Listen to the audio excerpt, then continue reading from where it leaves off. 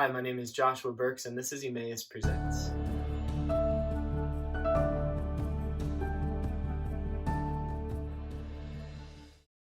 Hello, everyone, and thanks for joining. Welcome back to our study on the Beatitudes in the Gospel of Matthew.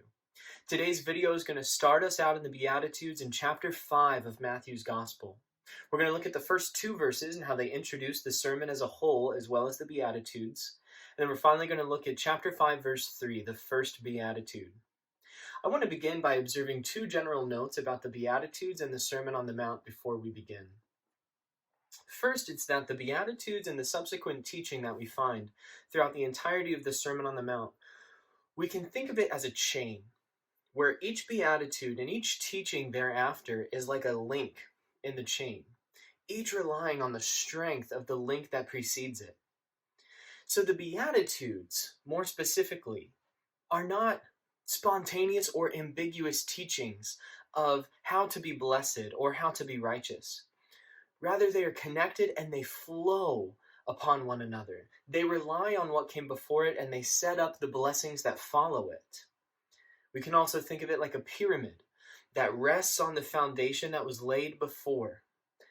So when we encounter the first Beatitude, we don't want to forget what we learn when we move on to the second Beatitude and the third Beatitude, because it's going to rely on the foundation established at the beginning. Second, I want to look at the word blessed, a frequent word used in the Beatitudes. Blessed are the poor in spirit. Blessed are those who mourn. The original Greek word for blessed is makarios. It's most often translated as blessed. Sometimes it can be translated as happy or fortunate. What it means is those who live in God's favor.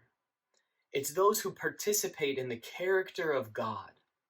So blessedness, makarios, does not imply momentary happiness, or it's not a circumstance. It's not a fleeting moment of emotion. Rather, it is a state of blessedness. And in the Beatitudes, blessedness begins to take a shape in certain character features, predominantly found in Jesus Christ. And then he invites us to take on his character and live them out as well. So I want to caution us from taking the Beatitudes as momentary descriptions, or you will be happy if you are poor in spirit. Not so much. You will be in God's favor, and you will be in God's character if you are poor in spirit. It brings a very different tone than you will be happy. Let's begin by looking at the introductory verses to the Sermon on the Mount. Beginning in chapter 5, verse 1 and 2, it reads as follows. Seeing the crowds, he went up on the mountain, and when he sat down, his disciples came to him, and he opened his mouth, and he taught them. Two things for our observation today. One is the location where the sermon takes place. It takes place on a mountain. That may be easy for you and I to glance over, but in the Gospel of Matthew, it's actually quite significant. Big moments in Matthew happen on mountains. We think of the Mount of the Beatitudes that begins the Sermon on the Mount, the Mountain of the Transfiguration, the Mountain of Calvary, or the Mountain of the Great Commission in Galilee where the disciples are sent out to preach to all nations. So we see that there is a certain physical summit to where Jesus is teaching, but there's going to be a spiritual summit to what is gained by Jesus' teaching from the Sermon on the Mount. It also says he opened his mouth and he taught them. Matthew is painting a picture of Jesus that looks very similar to that of a great figure from the Old Testament, that of Moses. It was Moses who is the character in the Old Testament par excellence to go up on God's mountain and receive the law for his people. Now Jesus is presented to us as the one who goes up the mountain and gives the true and eternal law of God's kingdom. So what he says is going to be very important. Let's look at what he begins to teach us in Matthew chapter 5, verse 3, the first Beatitude. Blessed are the poor in spirit, for theirs is the kingdom of heaven. Who are the poor in spirit? Are they those who are physically poor? Are they those who are spiritually poor? What does it mean to be spiritually poor? The poor in spirit are those who fully rely on God's provisions.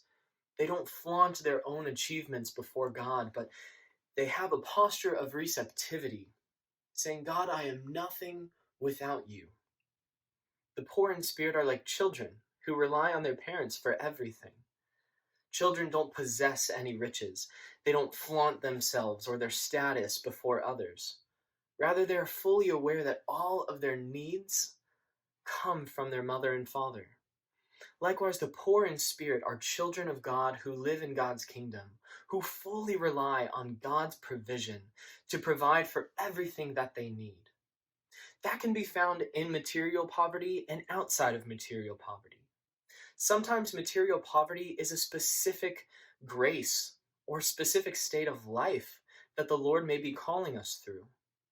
But our material poverty can turn us to spiritual poverty. Regardless of the amount of our possessions, one who is poor in spirit does not rely on their possessions to give them fulfillment or to provide for them. It is an attachment to the Lord as their provider and as their Father. What does it mean for the poor in spirit that theirs is the kingdom of heaven? It's interesting to note the present possessive state of this clause that follows the blessing. For theirs is the kingdom of heaven. Now, most of the Beatitudes that follow imply a future blessing. For they shall be comforted, for they shall inherit the earth. But the first and the last Beatitude, blessed are the poor in spirit, and blessed are those who are persecuted, the blessing isn't in the future, the blessing is now. For theirs is the kingdom of heaven. What does this mean? I think it implies two things.